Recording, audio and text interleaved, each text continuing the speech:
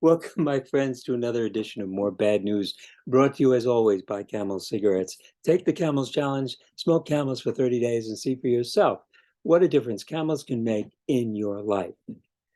Well, my friends, some weeks are easier than others. This week, this show is proving to be a hard one to get through.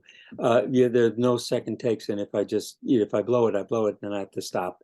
Anyway, it's been a week of bad news, but with a silver lining, or at least that something that's gotten both sides of the Civil War that we're in excited, and that is the indictment, the first of what we hope will be many.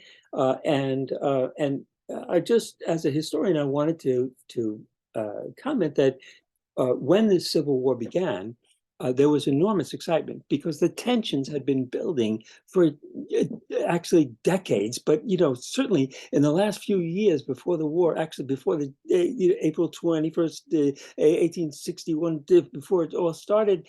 What you had was the final explosion of excitement that finally we're here, finally we're at war, and you had these volunteers on both sides. Lincoln and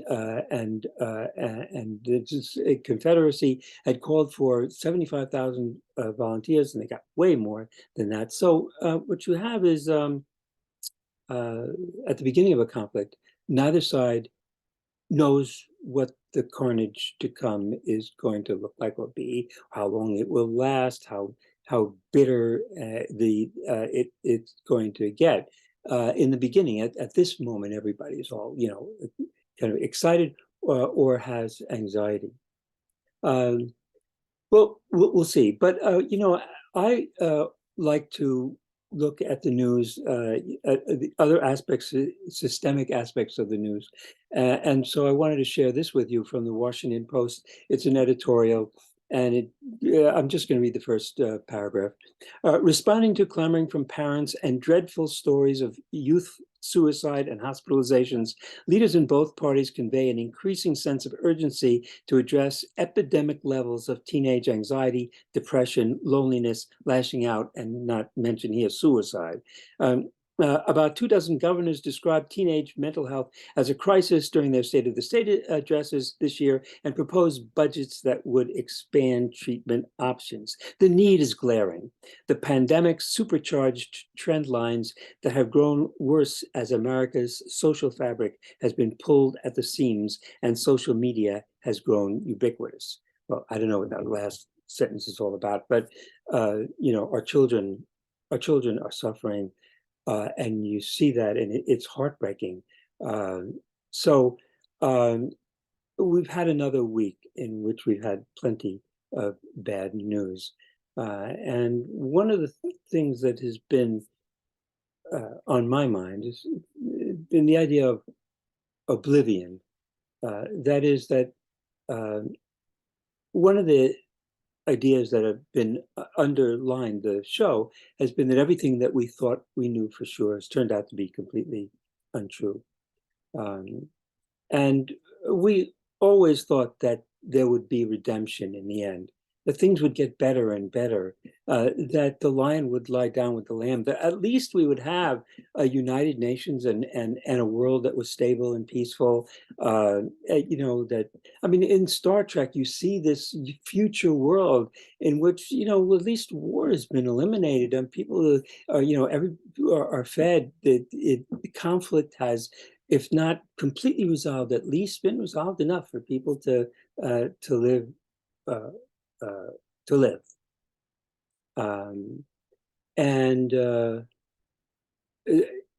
the alternative to that, which is the obvious reality, is that no, it just ends. The our end is our end. Species end, and the end of our life is death, and the end of our species existence is the end of our species existence. So the end is oblivion. You don't have redemption.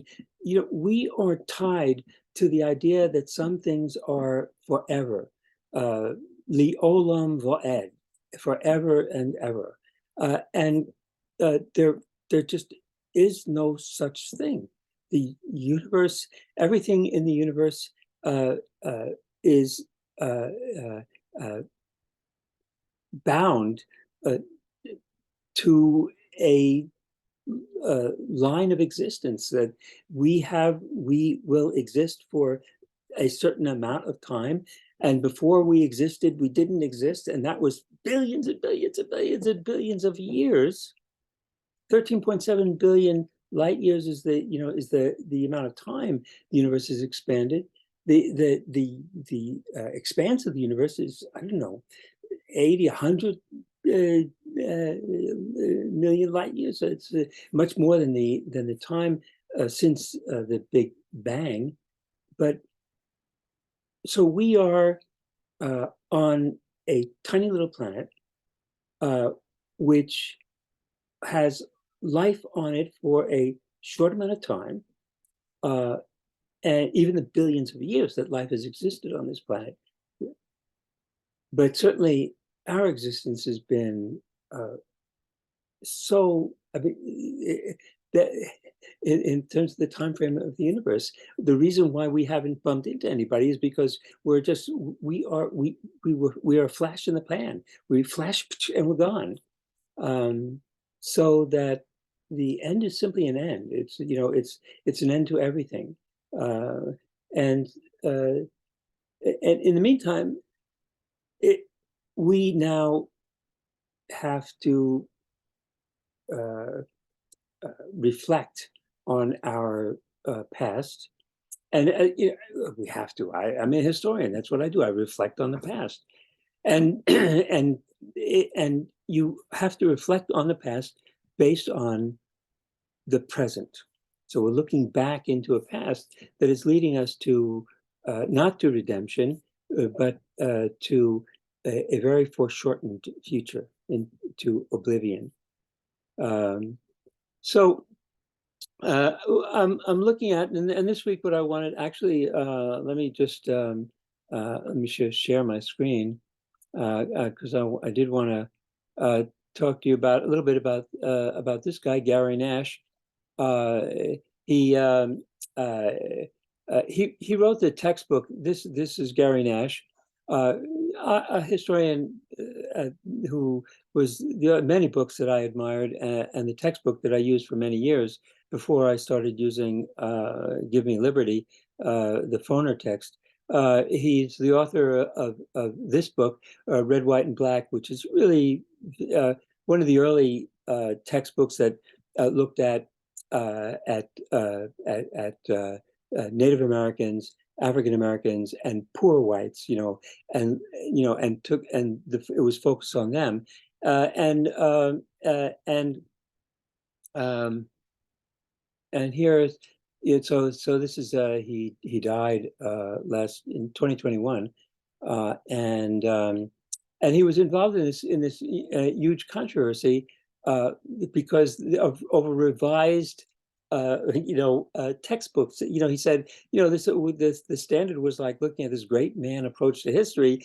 And of course, he got attacked by Rush Limbaugh and the radical right and the whole thing. This is his history, over and over again. This is, just.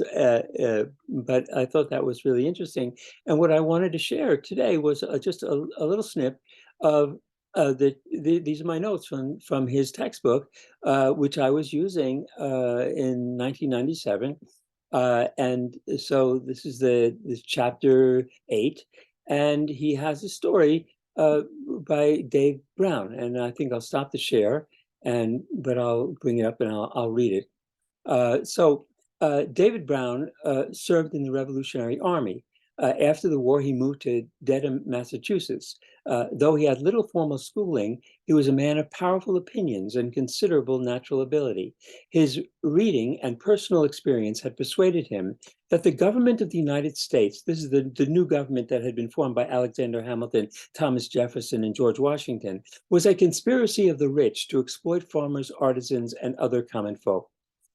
Brown believed that 500 people out of a union of 5 million receive all the benefits of the public property and live upon the ruins of the rest of the community. That is, he thought that the new constitution and the new government was basically a criminal conspiracy of 500 people to prey upon the ruins of the rest of the nation.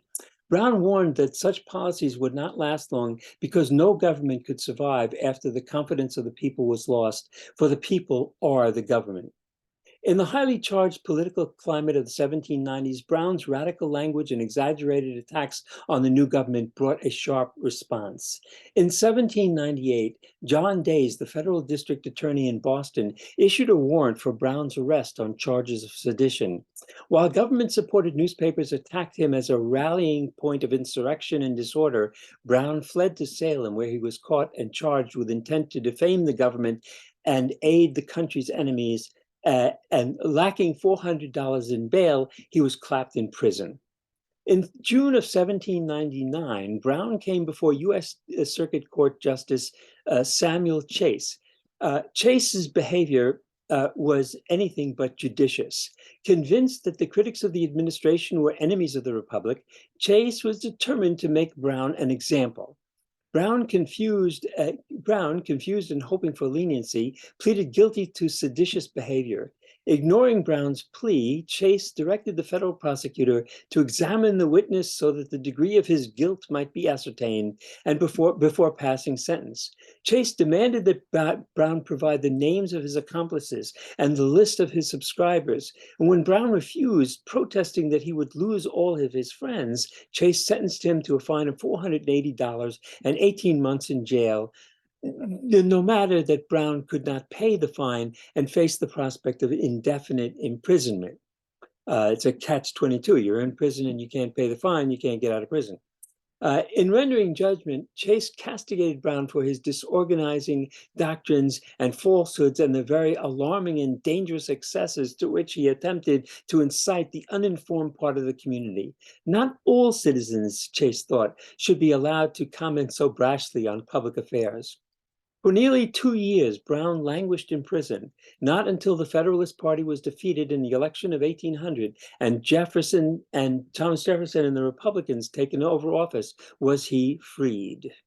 So Nash had a style of always starting his chapters off with the story of someone who you don't, the story of David Brown you don't find in other history textbooks. He would pick someone who was not really famous and focus his attention on it. And he always had something very interesting to say. And and I think it's, if we may not have a future, but I think that we still have a past that's interesting and worth re-examining. So with that, I'll see you next week. Have a good week, and see you then.